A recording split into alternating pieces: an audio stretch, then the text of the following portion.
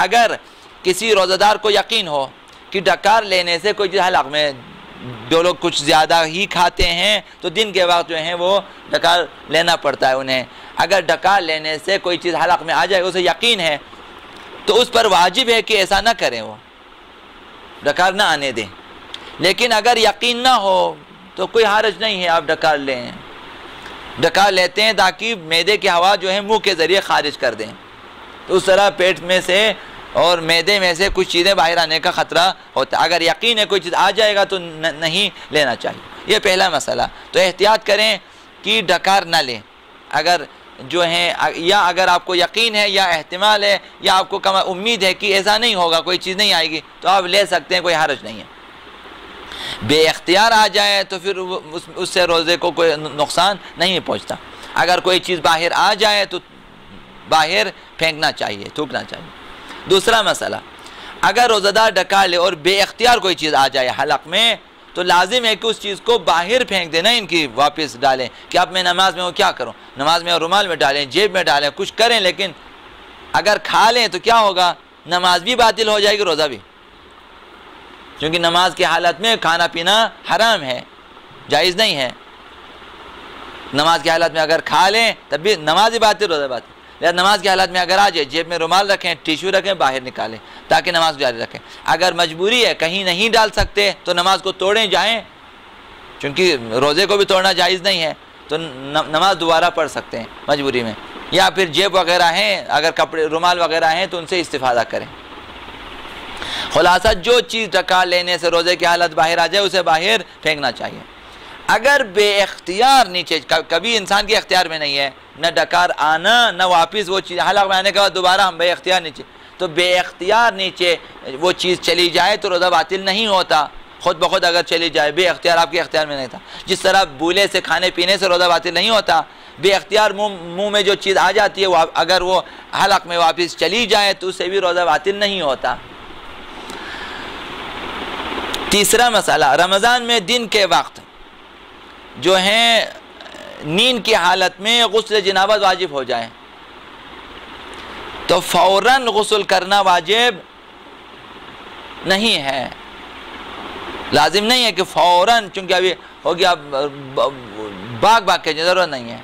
अगरचे आप फ़ौरन गुस्ल करें बेहतर है, सवाब का काम है, अच्छी बात है, चूँकि जनाबत की हालत में न रहें, लेकिन फ़ौरन गुस्ल करना वाजिब नहीं है। दिन भर हमें आपकी मर्ज़ी है, जब चाहें, रोज़े पे उसका असर नहीं पड़ेगा, लेकिन बेहतर है कि चूँकि जनाबत की हालत में रहना मकरूह है नमाज के लिए, फिर जनाबत की हालत ठीक नहीं है, गुस्ल करना होता है, लिहाजा नमाज पढ़नी है तो नमाज से पहले आप गुस्ल करें, आपका रोज़ा भी दुरुस्त है, नमाज भी, लिहाजा फ़ौरन गुस्ल करना वाजिब नहीं है।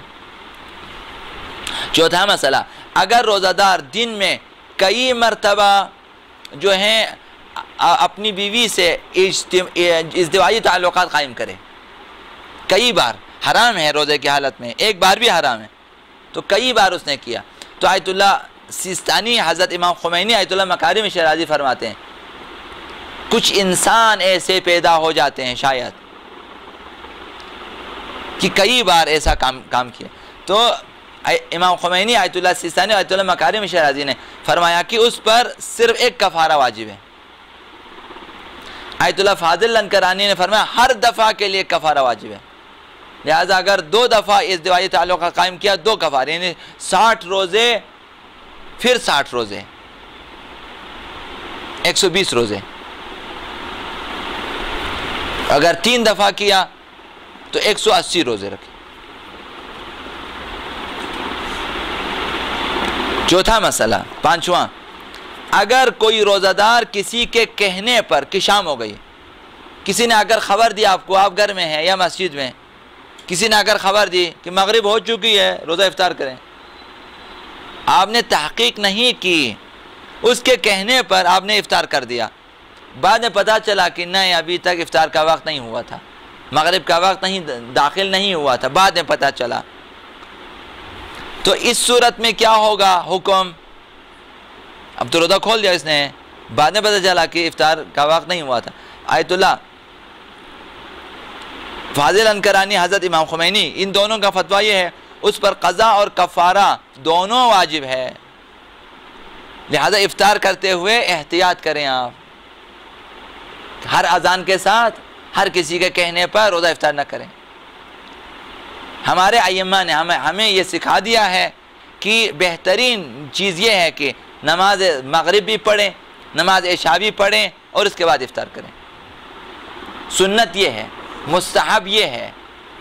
जल्दी इफ्तार करना उस सूरत में मुस्तहब है जब कुछ लोग आपके इंतज़ार में हों, जब तक आप नमाज पढ़ें वो इंतज़ार में रहेंगे, उनके लिए मुश्किलात हैं, उस वक्त बेहतर है कि आप नमाज से पहले, वरना आम हालात में मुस्तहब है, बेहतर है कि पहले नमाज, ताकि मगरिब भी दाखिल हो जाए, इशा का वक्त भी हो जाए, उसके बाद इफ्तार करें, ज़्यादा बेहतर है।